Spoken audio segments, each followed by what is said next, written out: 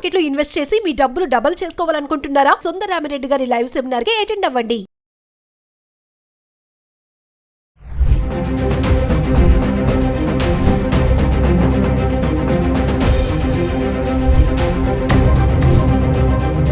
Hello viewers, welcome back to Suman TV. The great grandson freedom fighter Kanneganti Hanumantrao garu PhD in American Studies, అమెరికాలో ఉన్నటువంటి 12 యూనివర్సిటీస్లో expertise, అంతేకాకుండా centre for human security studies founder and executive director Ramesh Kanneganti గారు మనతో పాటు ఉన్నారు. సార్తో మాట్లాడదాం. నమస్తే సార్. నమస్తే నవీన గారు. నమస్తే సార్, ప్రెసెంట్ అమెరికాలో ఉన్నటువంటి సిచ్యువేషన్ గురించి మనం చాలా వీడియోలో మాట్లాడుకున్నాం. మన స్టూడెంట్స్కే కానీ అక్కడ ఉద్యోగాలు చేయాలనుకునే వాళ్ళకి ఎదురవుతున్నటువంటి సమస్యలు.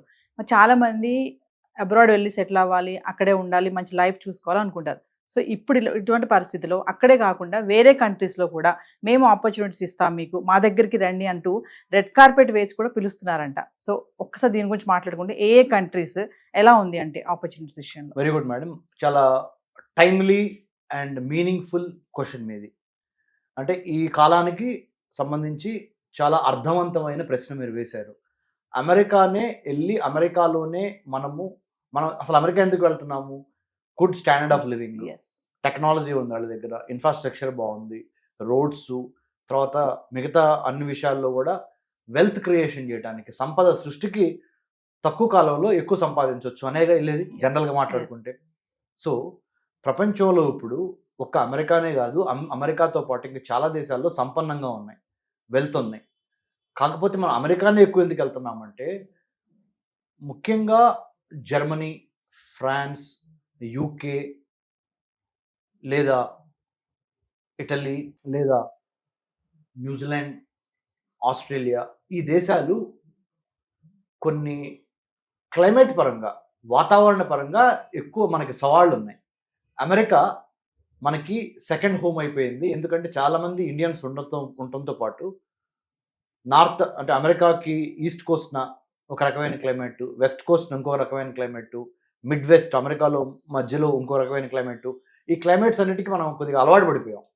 దీంతోపాటు టెక్నాలజీ, దీంతోపాటు అన్నిటికి మించి ఐటీ, ఫార్మా, రియల్ ఎస్టేట్ అన్ని బూమింగ్లో ఉన్నాయి. ప్లస్ సువిశాల దేశం, అందుకని మనం ఎక్కువ అమెరికా మొగ్గు చూపుతున్నాం. కానీ ఇప్పుడు దాంతోపాటు ఒక క్లైమేట్ని కనుక మనం ఎదుర్కోగలిగితే, అంటే చలి ప్రదేశం అనేది మనకి మేజర్ సవాళ్ళు. జర్మనీలో బాగా విపరీతమైన చలి, ఫ్రాన్స్ కూడా 100% చలిగానే ఉంటుంది, ఇంగ్లాండ్ అంటే చెప్పాల్సిన అవసరం లేదు, అది కూడా చలి ప్రాంతం. ఆస్ట్రేలియాలో చలి ఉండదు. కానీ ఆస్ట్రేలియాలో ఉన్న ప్రాబ్లం ఏంటంటే అత్యంత స్వల్ప జనాభా ఉంది, చాలా పెద్ద కంట్రీ, కొద్దిగా అప్పుడప్పుడు అక్కడ కూడా కొంత రేసిజం ఉందనే మాట అప్పుడప్పుడు వినపడుతుంది. But more or less Australia also is very safe, very prosperous country. But New Zealand far away, ఇక్కడి నుంచి చాలా దూరంగా ఉండటం మూలాన, చిన్న కంట్రీ అవటం మూలాన, ప్రకృతి పరంగా by nature, by sightseeing or by nature, by tourism, we prefer New Zealand. But not to stay, not to live అనేది ఒక ప్రాక్టీస్గా వస్తుంది because of various reasons. So it is advisable, whoever wants to go abroad and make wealth, please consider not only United States of America. If you can withstand the climatic conditions, even very good standard of living ఉన్న countries Germany, France, UK, Italy, and then Australia, New Zealand, జపాన్లో problem ఏంటి, కొద్దిగా earthquakes ఎక్కువగా ఉంటాం. Otherwise it's a very wealthy country and also people are very disciplined and hard working, Japan. So South Korea is also language problem. So America, because it speaks English language, which we all can converse and communicate easily, we have been preferring United States of America. Otherwise, also because of the climatic conditions, also we prefer United States. But if you are little bit adventurous, little bit if you have the power to withstand these challenges, తప్పనిసరిగా all other countries also you can consider. అక్కడ settle అవ్వాలని కొంతమంది అనుకుంటారు sir, వాళ్ళకి PR ఈజీగా వచ్చే countries ఏమున్నాయంటే? Permanent residence ఈజీగా వచ్చే కంట్రీస్ ఇప్పుడు ముఖ్యంగా కెనడా, ఆస్ట్రేలియా, న్యూజిలాండ్ ఇలాంటి కంట్రీస్లో ఎక్కువగా వాళ్ళు the governments in that countries are trying to అంటే బెయిట్ అంటే ఒక రకంగా మనము they wanted to encourage our Indians to come and settle there, have permanent residency. But we have to wait and see to what extent our Indians like మన భారతీయులు ఎంతవరకు వెళ్తారు అనే దాని మీద మనం వేచి చూడాలి. ఎందుకంటే అమెరికా అయితే ఈజీ, అమెరికా అయితే నా సెకండ్ హోమ్ అనే ఒక ఫీలింగ్ ఎక్కువగా మనకు వచ్చేసింది. ముఖ్యంగా science, technology, engineering, mathematics and medicine స్టూడెంట్స్కి స్టెమ్ స్టూడెంట్స్ అంటారు. ఈ స్టెమ్ చదువుకున్న స్టూడెంట్స్కి ఎక్కువగా వాళ్ళ యొక్క ప్రతిభను చూపించే అవకాశము, ఎదగటానికి ఉపయోగపడే సాంకేతిక పరిజ్ఞానము, అన్నిటికీ మించి గొప్ప ఇన్ఫ్రాస్ట్రక్చర్ అమెరికాలో అవైలబిలిటీ ఉండటం మూలాన, English as a communicative language అవటం మూలాన we have been preferring United States of America. Otherwise the whole world is a big football ground. If you have the knowledge, if you have the skill, you can play anywhere. Yes. Ramesh గారు ఒక విషయం చెప్పండి, చాలా మందికి పిల్లలే కాదు students plus వాళ్ళ తల్లిదండ్రులు కూడా ఎందుకు అబ్రాడ్ ఎడ్యుకేషన్ అనగానే యుఎస్ఏ వైపే వెళ్తూ ఉంటారు, ఇతర కంట్రీస్ ఎందుకు చూడరు? అసలు మీరు అన్నట్టుగా ఇప్పుడు స్టెమ్ చెప్పారు, అదే ఆలోచన పెట్టుకుని అంటారా లేక తెలియక అంటారా? ఫస్ట్ అయితే అదేనండి, స్టెమ్ అంటే మెరిట్కి ఎక్కువ ప్రాధాన్యత ఇచ్చి తద్వారా వెల్త్ క్రియేషన్, సంపద సృష్టికి అమెరికా అయితే ఈజీ. అమెరికా అయితే మనకి తెలిసిన వాళ్ళు ఉన్నారు, ఎందుకంటే చాలా మంది ఇల్లు ఉన్నారు కదా, మన ఇంటి పక్క నుంచో లేకపోతే మన వీధిలోనో లేకపోతే మన టౌన్లోనో చాలా మంది వెళ్ళి ఉన్నారు. More over life, Liberty, pursuit of happiness అనే 3 సిద్ధాంతాలు అమెరికన్ కాన్స్టిట్యూషన్ ద్వారా అమెరికాలో వచ్చింది. ప్లస్ ల్యాండ్ ఆఫ్ ఇమిగ్రెంట్స్, ఎంతోమంది వలస వెళ్ళిన వాళ్ళు అమెరికాలో ఉన్నారు. It's land of immigrants, land of opportunities, భూతల స్వర్గం అని ఇట్లా ఏదైతే ఒక ఇమేజ్ ఉందో అమెరికాకి, ఆ ఇమేజ్ వన్ డేలో వచ్చింది కాదు. I have been to United States of America. I studied and I also taught in many US universities, worked in many places. Definitely amazingly beautiful country with multiculturalism and multi-climatic conditions and everything.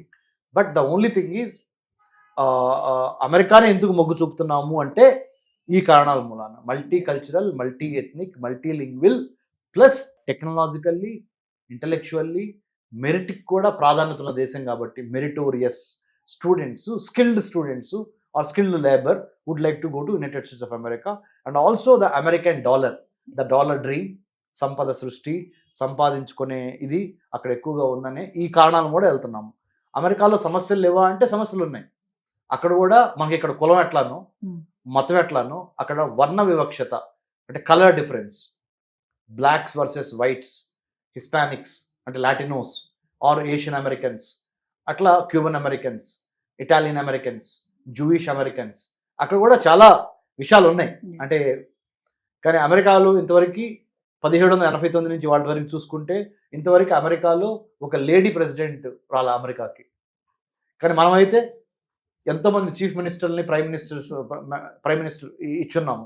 Presidents ఇప్పుడు మన current president of India honourable Draupadi Murmu garu, the former prime minister of India Shrimati Indira Gandhi garu, many chief ministers, Mamata Banerjee గారి దగ్గర నుంచి, జయలలిత గారి దగ్గర నుంచి ఎంతోమంది chief ministers మనకి women have played dominant role. America మరి the oldest democracy in the world, ప్రపంచంలో అతి పురాతన ప్రజాస్వామ్యం అమెరికా అనే పేరుకి. కానీ ఇంతవరకు ఒక మహిళ అధ్యక్షుడు కానీ అంటే అధ్యక్షురాలుగా కానీ అవ్వలేదు. So what does it mean? They also have to rethink about it. వాళ్ళు కూడా ఆలోచించాలి, పునరాలోచించాలి అమెరికన్స్. సో ఎనీవే, ఇండియాకు ఉండాల్సిన పాజిటివ్ పాయింట్స్ ఇండియాకు ఉన్నాయి, అమెరికాకు ఉండాల్సిన పాజిటివ్ పాయింట్స్ అమెరికాకు ఉన్నాయి, మన బలహీనతలు మనకున్నాయి, వాళ్ళ బలహీనతలు వాళ్ళకు ఉన్నాయి. బట్ ఇప్పుడు ప్రస్తుతం ప్రపంచీకరణ మళ్ళీ బ్యాక్ అవుతుందని చెప్పాను నేను. ఇదివరకు లిబరలైజేషన్, ప్రైవేటైజేషన్, గ్లోబలైజేషన్ ఉంది కదా. ఇప్పుడు ఏమైందంటే లోకలైజేషన్, లోకల్స్కి ఫస్ట్ ప్రాధాన్యత ఇచ్చిన తర్వాత ఎవరికైనా ఇవ్వాలి అనే ఒక సిద్ధాంతము, ఒక మైండ్ సెట్ ఇప్పుడు చాలా బలంగా ప్రతి దేశంలోనూ మనకు కనబడుతుంది.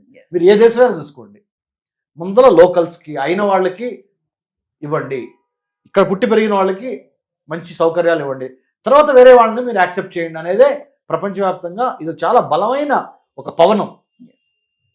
ఒక బలమైన పవనము ప్రపంచంలో అన్ని దేశాల్లో వేస్తుంది. ఇప్పుడు localisation is the new universalisation. Finally అండి, మరి అబ్రాడ్ వెళ్ళి సెటిల్ అవ్వాలనుకునే వాళ్ళకే కానీ అక్కడికి వెళ్ళి పై చదువులు చదువుకోవాలనుకునే వాళ్ళకి మీరు చెప్పే గైడెన్స్ ఏమి? నేను చాలాసార్లు ఇదే సుమన్ టీవీ ద్వారా చెప్పున్నానండి, అబ్రాడ్ వెళ్తాం తప్పు కాదు, కానీ అబ్రాడ్ వెళ్తానికి అమ్మా నాన్నల్ని బలవంతం చేసి ఎడ్యుకేషన్ లోన్లు తీసుకొని తద్వారా వడ్డీలు కట్టలేక ఇబ్బంది పడొద్దు. మెరిట్తో మీరు అబ్రాడ్ వెళ్ళగలిగితే వెళ్ళండి. మెరిట్ స్కాలర్షిప్స్ కొట్టి అబ్రాడ్ వెళ్ళగలిగితే వెళ్ళండి చదువుకోవడానికి. వర్క్ చేయడానికి మీ మెరిట్ని బట్టి అబ్రాడ్ వెళ్ళండి. దొంగ సర్టిఫికెట్లు, షార్ట్ కట్స్ చెల్లవు. ఎందుకంటే ప్రతి దేశం ఇప్పుడు చాలా స్మార్ట్ అయింది. టెక్నాలజీ ద్వారా మనం చేసే ఏ తప్పులైనా సరే వాళ్ళు గమనించగలుగుతున్నారు. మనం కూడా వాళ్ళు చేసే తప్పులను గమనించగలుగుతున్నాము. కాబట్టి డిజిటలైజేషన్ వరల్డ్లో మెరిట్ ఉంటే మెరిట్ ద్వారా వెళ్తానికి ప్రయత్నం చేయండి. వెళ్తాం తప్పు కాదు. You must go abroad, feel the culture, feel the food, feel the atmosphere, create wealth, make wealth, come back and serve mother land. వెళ్ళండి, కర్మభూమికి వెళ్ళండి అంటే వేరే దేశాలకి, మళ్ళీ జన్మభూమికి తిరిగి రండి. కానీ కర్మభూమికి వెళ్ళేటప్పుడు మాత్రము షార్ట్ కట్ ద్వారా, తప్పుడు డాక్యుమెంట్స్ ద్వారా, తప్పుడు ఉద్దేశాలతో వెళ్ళొద్దు. Right intent, right content, right క్యారెక్టర్తో you must go abroad but come back and serve our motherland is what I would like to say. Yes. Thank you, Naveen garu.